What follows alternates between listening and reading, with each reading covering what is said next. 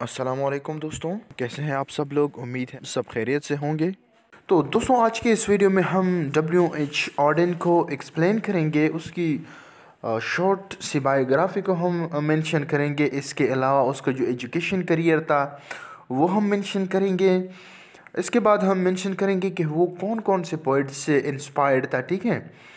और उसके बाद हम उसकी जो थीम्स है, उसकी जो फ़िलासफ़ी है, उसको मेंशन करेंगे। इसके अलावा जो उसके मेजर वर्क्स थे, ठीक है, वो हम मेंशन करेंगे। और उसका जो राइटिंग स्टाइल था, इसके अलावा हम मेन पॉइंट्स मेंशन करेंगे जो कि रिलेटेड है डब्ल्यू एच ऑर्डन से। तो चलो दोस्तों, शुरू करते हैं आज की ये वीडियो। सबसे पहले आते हैं short biography of W H Auden की तरफ। डब्ल्यू एच जो है ये शॉर्ट फॉर्म है वेस्टर्न ह्यू ऑर्डन का।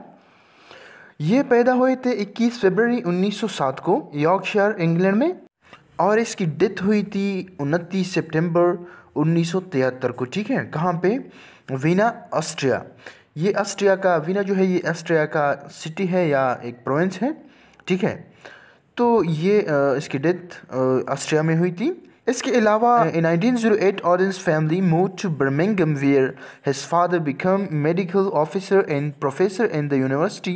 His father was a physician of broad scientific interest and his mother was a nurse. The atmosphere of the family was more scientific than literary. They were Anglo-Catholic. दोस्तों, 1908 में जो Orton की family थी वो Birmingham shift हुए। वहाँ पे इसका जो फादर था इसको एक यूनिवर्सिटी में प्रोफेसरशिप भी मिल गई। इसके अलावा ये मेडिकल प्रोफेसर भी था और ये एक फिजिशियन भी था, ठीक है। फिजिशियन डॉक्टर को ही कहते हैं, ठीक है। इसके अलावा इसकी जो मदर थी वो भी एक नर्स थी। इसकी फैमिली का जो एनवायरनमेंट था वो साइंटिफिक था। इसकी फैमिली में जो मेंबर्स थे, उसकी जो अम्मी थी, उसका जो अब्बू था, वो दोनों जो थे वो मेडिकल से रिलेटेड थे, साइंस से रिलेटेड थे, ठीक है। इसके घर में कोई भी लिटरेचर से रिलेटेड नहीं था और ये खुद भी इंटरेस्टेड था साइंस में, ठीक है। फिर वो क्यों लिटरेचर में गए वो मैं आप लोग को बाद में बताऊंगा। इसके अलावा ये एक रिलीजियस फैमिली थी, ठीक है। अब हम आते हैं ऑर्डन की तरफ। Auden was a poet, author, playwright and critic of 20th century. दोस्तों, ऑर्डन जो था ये खुद एक पोएट था, एक अथर था, एक प्लेराइट था और एक क्रिटिक भी था, ठीक है। अब आते हैं उसकी एजुकेशन की तरफ कि उसने एजुकेशन कहाँ से ली। Auden took his primary education from St. Edmunds Preparatory School, and after that he took admission at Gresham's School. He then attended Oxford University. In university he studied English despite his large interest in science. In 1928 he graduated with third class degree in English and moved to Berlin for a year. In 1930, after returning to England, he began teaching for 5 years. दोस्तों, ऑर्डन्स ने education career का आगाज़ एक primary school से किया था जिसका नाम था st एडमंड्स प्रेपरेटरी स्कूल, और इसके बाद उसने एडमिशन ली थी ग्रेशम स्कूल में जो कि प्राइमरी लेवल तक थी या जो मैट्रिक तक की। उसमें उसने ये दो स्कूल्स चेंज किए थे। पहले ये एडमंड स्कूल में था, फिर वो चला गया ग्रेशम स्कूल, और उसके बाद जो हायर एजुकेशन के लिए ये यूनिवर्सिटी चला गया। कौन सी यूनिवर्सिटी? Oxford university.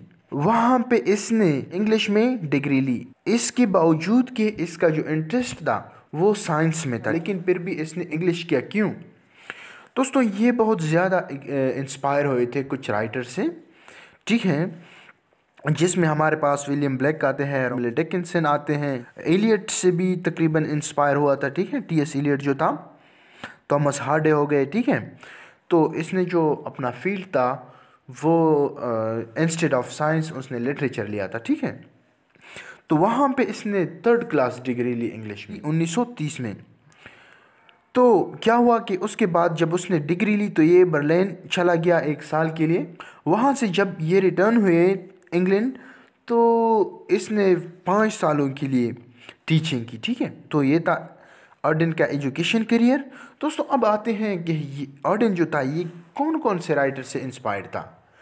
वो कौन कौन से राइटर्स थे जिसकी वजह से इसने पोइट्री स्टार्ट की, इसने प्ले लिखने स्टार्ट किए, इसने क्रिटिसिज्म स्टार्ट की, ठीक है। यहाँ पे हमने जो मेन राइटर्स थे जिससे ये इंस्पायर हुआ था, उसमें हमारे पास आते हैं Thomas Hardy, Wilfred Owen, Edward Thomas, Robert Frost, William Blake and Emily Dickinson.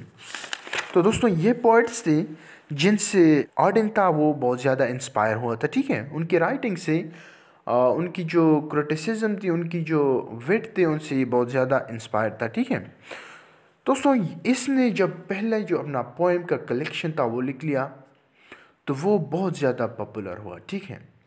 इसके अलावा ऑडेन्स ने एलिजीज लिख लिए जो कि इंग्लैंड में बहुत ज़्यादा फेमस हो गए। तो वहाँ पर इंग्लैंड में या अमेरिका में जब कोई फौतगी हो जाती थी तो लोग इसकी एलिजीज को गाया करते थे, ठीक है। इसने जो मरसी लिखे थे ना उनको गाया करते थे। इसके अलावा इसकी फ़िलासफ़ी को हम अब डिस्कस करते हैं, इसकी जो वर्स की मेन थीम्स हैं उसको डिस्कस करते हैं। दोस्तों अगर आप लोगों को पेपर में मेंशन कर दे टीचर्स कि आप लोग इसकी फ़िलासफ़ी को मेंशन करें या इसकी जो मेन थीम्स हैं वो बयान करें, तो ये दोनों एक ही चीज़ है, ठीक है। फ़िलासफ़ी और थीम्स एक ही चीज़ है। तो अगर थीम्स आए तो आप लोगों ने वैसे भी थीम्स लिखने हैं, अगर फ़िलासफ़ी आए तो भी आप लोगों ने उसकी थीम्स मेंशन करने हैं, ठीक है। दोस्तों इसकी जो पोएम्स थी ऑडेन्स की या उसकी जो प्रोज वर्क्स थे, ठीक है, प्ले थे, उनकी कुछ स्पेसिफिक थीम्स हैं। सबसे पहले जो इम्पोर्टेंट है वो है social problems, political problems, morality, death, materialism, love, war, religion and citizenship.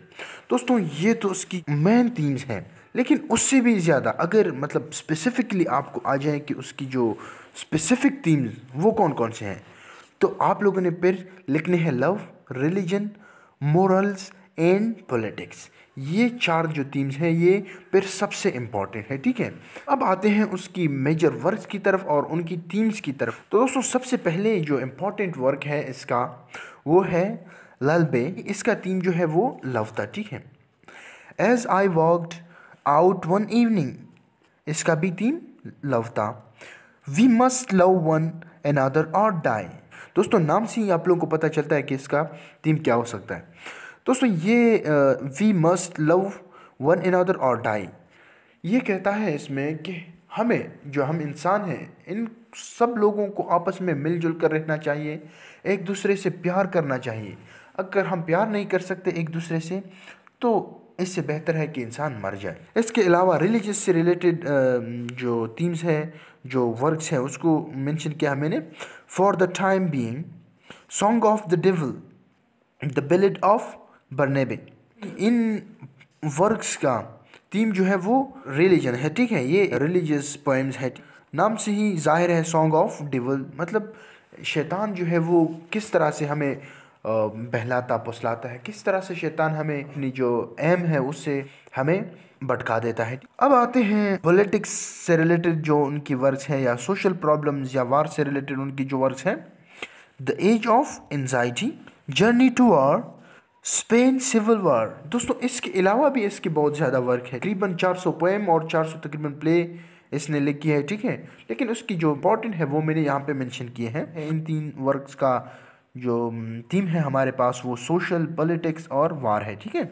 अब सिटीजनशिप से रिलेटेड जो पोएम्स हैं या जो वर्क्स है वो ये है refugee blues, the unknown citizen. इसके अलावा हम उसकी जो वर्क्स है डेथ से रिलेटेड वो हम मेंशन करते हैं। In the memory of W.B. Yeats, ये एक तकरीबन इलीजी टाइप की है, ये उसने लिखी थी W.B. ईट के डेथ पे, ठीक है, जब वो मर गया था तो इसने ये लिखी थी। In the memory of Sigmund Freud, इसने एक इलीजी एक जो पोएम था वो सिगमंड फ्रॉइड के लिए भी लिखा था। तो दोस्तों ये तो थी इसकी मेजर वर्क्स और उनकी थीम्स। दोस्तों मैं आप लोगों को बताता चाहूँ कि ये जो W.H. ऑडेन था ये एसेइस्ट भी था, प्ले राइट भी था, क्रिटिक भी था, पोइट भी था, लेकिन इसको जो फेम मिली है ना वो पोइट होने की वजह से मिली है। दोस्तों इसकी जो पोइट्री है ना ये बेहतरीन किस्म की पोइट्री है, ठीक है। इसने ब्लैंक वर्स में लिखा है, फ्री वर्स में भी लिखा है, इसने फिगरेटिव लैंग्वेज भी यूज़ नहीं किया है, लेकिन इसकी जो पोइट्री थी वो फिर भी जो पीक था ना, वो जो हाइट था, जो सक्सेस था वो टच करता था, ठीक है। ये 20th सेंचुरी का एक शाइनिंग स्टार था। दोस्तों अब आते हैं राइटिंग स्टाइल ऑफ ऑडेन की तरफ। Auden writing style was quite different from contemporary writers. His diction was scientific and obscene. Arden's style was nothing artificial. He used free and spontaneous writing style. Arden's habits of consulting dictionary helped him to enrich his poetic creation. No figurative language. दोस्तों Auden जो था ये free verse में भी लिखता था, blank verse में भी लिखता था, ठीक है। कभी कभी ये जो रूल्स थे वो भी फॉलो करता था, ठीक है। मतलब वर्स फॉर्म में लिखता था ना, कि जिसका प्रॉपर स्ट्रक्चर और प्रॉपर उसका एक मतलब राइम रिदम मीटर होना। लेकिन अक्सर औकात ये ब्लैंक या फ्री वर्स में लिखता था। ये ब्लैंक और फ्री वर्स में इसलिए लिखता था कि ये कहता था कि मैं फ्री वर्स में इसलिए लिखता हूँ या ब्लैंक वर्स में इसलिए लिखता हूँ क्योंकि फिर जो मेरी पोइट्री है इसमें वो वज़न नहीं रहेगी, उसमें फिर आर्टिफिशियलिटी आएगी, ठीक है। ये फिर आर्टिफिशियल बन जाएगी मेरी जो राइटिंग है। मेरी अपनी फीलिंग जो है, जो स्पॉन्टेनियस मुझ में फीलिंग आती है जब मैं लिखता हूँ तो मैं दिल से लिखता हूँ। और इसके अलावा इसकी राइटिंग पे साइंस का भी बड़ा इन्फ्लुएंस था। साइंटिफिक वर्ड्स ये यूज़ करता था। तो उसकी वजह ये थी कि इसका जो फैमिली था वो एक साइंटिफिक बैकग्राउंड रखता था, क्योंकि उसकी अम्मी हो गई, उसकी जो फादर हो गए, ठीक है, वो दोनों जो थे वो साइंस से रिलेटेड थे, दोनों जो थे डॉक्टर थे, ठीक है। उसकी अम्मी जो थी वो नर्स थी और उसका जो अब्बू था वो एक फिजिशियन था, एक प्रोफेसर था। तो इसके अलावा इसकी अपनी भी जो इंटरेस्ट था वो भी साइंस में था, तो इस वजह से इसकी जो राइटिंग थी उस पर साइंटिफिक वर्ड्स का ज़्यादा इन्फ्लुएंस था। इसके अलावा दोस्तों ये डिक्शनरी को भी बहुत ज़्यादा यूज़ करते थे। इस वजह से इसकी जो राइटिंग है, इसकी जो पोइट्री है, उसमें जो वर्डिंग है वो बहुत खूबसूरत है, ठीक है। इसका मतलब ये नहीं है कि वो डिफ़िकल्ट वर्ड उठाता था, ठीक है, वो मुश्किल अल्फाज ढूंढता था, वो figurative language, figurative words use करता था, ठीक है। ऐसा नहीं था, ये सिंपल अल्फाज को यूज़ करता था। वर्ड्स की अरेंजमेंट जो थी वो बहुत खूबसूरत तरीके से करता था, ठीक है। नो फिगरेटिव लैंग्वेज, इसकी जो लैंग्वेज थी उसमें ये फिगर ऑफ स्पीच को ज़्यादा यूज़ नहीं करता था। ये तो थी उसकी राइटिंग स्टाइल। दोस्तों अब मैं यहाँ पे इम्पोर्टेंट पॉइंट्स को मेंशन करता हूँ जो कि रिलेटेड है ऑर्डन से। फर्स्ट ऑफ ऑल है मैरिज। तो इसकी शादी हुई थी एरिका मैन से, जो कि जर्मन से ताल्लुक़ रखती थी। ये एक जर्मन राइटर थी और इसके अलावा ये एक्ट्रेस भी थी। ये इंग्लैंड में रहती थी, इसके पास इंग्लैंड की नेशनैलिटी थी, ठीक है। तो ये जो ऑर्डन था, इसने इंग्लैंड की नेशनैलिटी हासिल करने के लिए इसने एरिका मैन से शादी की थी, ठीक है। फिर जब हिटलर की रजीम आ गई, हिटलर की हुकूमत आ गई, तो ये फिर स्विट्ज़रलैंड चले गए, ठीक है। वहाँ पर ये सेटल हो गए। दोस्तों स्विट्ज़रलैंड एक ऐसी टेरिटरी है, एक ऐसा इलाका है, इसको नो वार जोन कहते हैं। कोई भी यहाँ पे मतलब अगर चला जाए, चाहे वो उसने जितनी भी कत्ल किए हों, जितना भी वो बुरा बंदा हो, अगर वो यहाँ पे चला गया, इस जोन में दाखिल हो गया स्विट्ज़रलैंड में, तो वो फिर अमन में रहेगा। उसको कोई भी मतलब वापस नहीं ले जा सकता, ना ही कोई उसको मार सकता है वहाँ पे, ठीक है। आते हैं नेक्स्ट पॉइंट की तरफ कि उसके सिबलिंग्स कितने थे, मतलब ये कितने भाई बहन थे। They were 3 brothers, W.H. Auden, John Bicknell Auden, George Bernard Auden. इसकी कोई बहन नहीं थी। दोस्तों अब आते हैं एक इंतहाई अहम पॉइंट की तरफ जो कि है एंटी रोमांटिसिज्म। तो दोस्तों ये जो था W.H. ऑर्डन, ये एक एंटी रोमांटिक पोइट था। W.H. Auden was a modern English poet and critic. He was much influenced by Eliot essay tradition and individual talent. In essay tradition and individual talent, Eliot highly criticized romantic poets. Thus, like T.S. Eliot, he was also an anti-romantic poet. दोस्तों W.H. Orton जो था ये modern English poet था, ठीक है।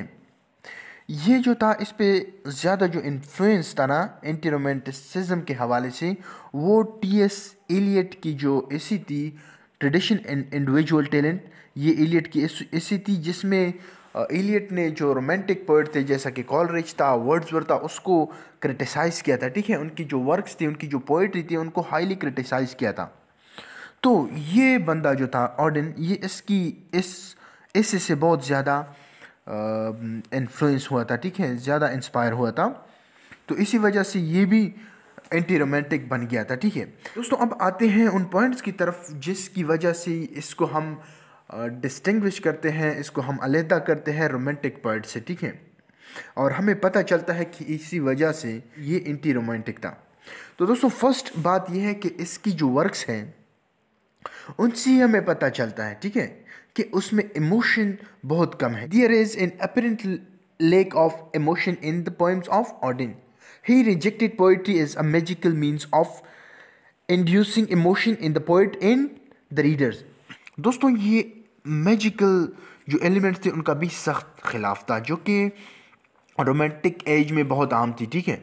Coleridge जिसने ancient to the mariner लिखा था उसमें उसने मैजिकल एलिमेंट्स डाले थे, ठीक है। इसके अलावा भी उसके पोइट्री में मैजिकल एलिमेंट्स थे। आप लोगों ने वो टर्म सुना होगा, विलिंग सस्पेंशन ऑफ डिसबिलीफ, एक टर्म है जो कि कॉलरिज ने कॉइन किया था। इसके अलावा ऑडेन जो था ये एक रियलिस्ट पोइट था, ठीक है, रियलिटी को शो करता था। इसकी पोइट्री में रोमांटिक टच भी था, लेकिन इसको हम रोमांटिक नहीं कह सकते क्योंकि ये खुद रोमांटिक का सख्त खिलाफ था, ठीक है। वर्ल्डली रियलिटी को ये एक बयान करता था, ठीक है। मतलब अगर एक चीज़ है ना, एक बुराई है दुनिया में, एक माशरे में एक बुराई है, जैसा कि मैं आप लोगों को बताऊं कि अब जंग हो रही है एक जगह पे, ठीक है। कुछ पोइट ऐसे होते हैं जो लोगों को मतलब बताते हैं कि आप लड़ो, ठीक है ना, आपको शहादत मिलेगी, जंग में ऐसा होता है, ठीक है। फिर हूरे मिलते हैं यार, कहते हैं कि मतलब जो लड़ते हैं वो बहादुर होते हैं, ठीक है। कोई मैदान से नहीं वापस आता, जो कि मतलब वो मिली नगमे गाए जाते हैं ना, जो जो आर्मी वाले होते हैं या दूसरे जो जंगजू होते हैं उनको मोटिवेट करते हैं। तो ये जो ऑडेन था इसने इसके बरअक्स लिखा, ठीक है। इसने वो बात ही नहीं की जो कि जंग में नुकसान होता है, जंग में जाने जाती है, जंग में जो होता है वो फसलें तबाह होती हैं, जंग में मतलब औरतें बेवा हो जाती हैं, बच्चे यतीम हो जाते हैं, ठीक है। इसके अलावा किसी का हाथ कट जाता है, और भी जितनी तकलीफ़ें मतलब उस जंग में लोगों को मिलती है ना, वो रियलिटी इसने पेश की। इसके अलावा इसको इस वजह से भी रियलिस्ट कहते हैं क्योंकि इसने जो रियल चीज़ें थी उनको एज अ सिंबल यूज़ किया, ठीक है। मतलब जो जहन एक्सेप्ट करती है ना, फॉर एग्ज़ाम्पल एक बंदा जो है, एक लवर जो है, वो अपने बिलवड को कहता है कि मैं आपके लिए तारे तोड़ कर लाऊंगा, ठीक है। तो ये रियलिज़म नहीं हुआ, ठीक है, ये जहन एक्सेप्ट नहीं करती, ठीक है। उसने ऐसी चीज़ें यूज़ की ना कि उस पे मतलब इंसान बिलीव कर सकता है, यकीन कर सकता है, ठीक है। ऐसी नहीं कि मैं आपके पीछे मर जाऊंगा, ठीक है। एक बिलवड कहे कि मैं आपके पीछे मर जाऊंगा, कुछ नहीं होता, कोई किसी के पीछे नहीं मर जाता। लेकिन उसने ये रियलिटी पेश की, जो ह्यूमन रियलिटी है ना, उसने ऐसी अल्फाज में पेश की जिस पे हम यकीन कर सकते हैं कि हाँ ऐसा हो सकता है। दोस्तों लास्ट जो पॉइंट है ना, ये थोड़ा टेबू एस्पेक्ट से रिलेटेड है। तो ये होमोसेक्सुअल भी था, ये एक गे था, ठीक है। इसका एक लवर था, का नाम था ये चेस्टर गिलमन। तो ये ऑडेन ये कोई दूध का दुल्ला नहीं था, ठीक है। ये बंदा जो था ये रिलीजन को भी फॉलो करता था। इसका ये जो लवर था ना, ये इसके साथ 2 साल रहा था, ठीक है। और ये कहता था कि हमारी जो रिलेशन है वो शादी जैसी है, हमारी रिलेशन हम दोनों के दरमियान, ठीक है। फिर पहले तो मतलब ये 2 साल तकरीबन रहे, फिर ये जुदा हो गए ना, और इसने फिर वो जर्मन लड़की से शादी की। तो दोस्तों ये थी आज की वीडियो, उम्मीद है आप लोगों को समझ आ गई होगी। दोस्तों अगर फिर भी आप लोगों को इस टॉपिक में कोई भी प्रॉब्लम है तो आप लोग कमेंट बॉक्स में मेंशन करें, अगर ना हो तो आप लोग व्हाट्सएप पर भी मुझसे रब्ता कर सकते हैं। Thank you very much.